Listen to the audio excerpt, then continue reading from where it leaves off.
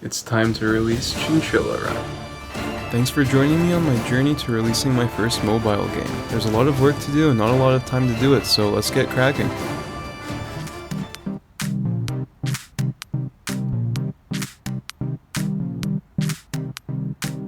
Things had gone along quite well last time I worked on the game. The main big milestone I had to tackle next was to put in sounds. I found a nice Latin style music track from good old Compitech and had some fun goofing off making sound effects. And of course editing them to sound cool in Audacity. Okay, so now all the sounds are in the game, I can focus on making the UI and the menus and actually making the level randomly generate. That's going to be something I've never done before, so it'll be interesting. Let's see if I can do it.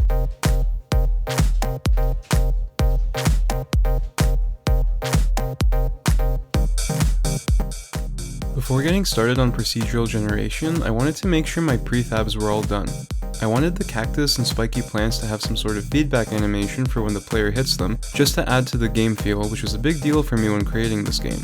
My friend Steve, you remember him from Glitch Dash, helped me out with a couple of the sound effects, by which I mean I stole one he made for Glitch Dash and bugged him to make me a jump sound.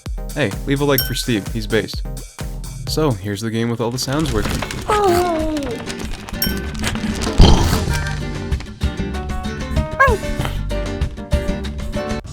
By the way, I didn't post any videos last week because I was in Quebec on a skiing trip. B-roll footage for this devlog brought to you by said skiing trip. Anyways, the next thing on the menu was to get the GUI done. I needed to make a whole bunch of menus and the in-game display. I'm not sure if it ended up okay, but I do have to say that I'm quite happy with it. I also made sure to include my sister's book, The Lonely Girl and the Lonely Warrior, into the credits, so if you haven't checked out her book yet, check it out in the description.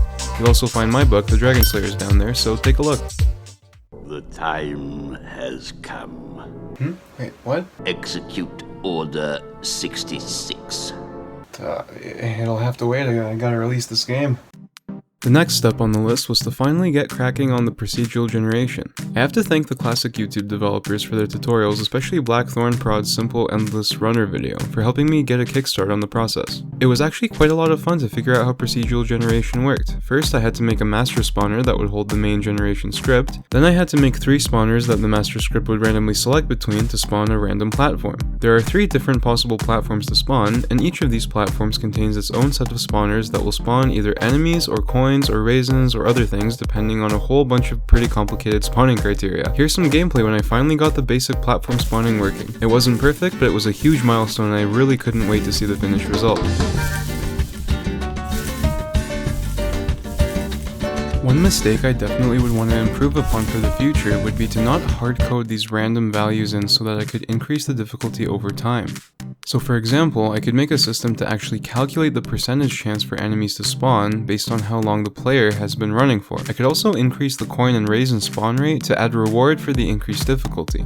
Overall, I think the weakest part of this game is the lack of difficulty curve. There aren't many rewards for playing for a long time and it doesn't become any more difficult the more you play. But at the same time, I think it can be a fun little game that people can enjoy on the side. Anyways, thanks so much for watching. Stay tuned for the Chinchilla Run official trailer, which will reveal the game's release dates. Don't forget to like and hit that subscribe button. Check out our books and watch my other devlog videos if you enjoyed this one.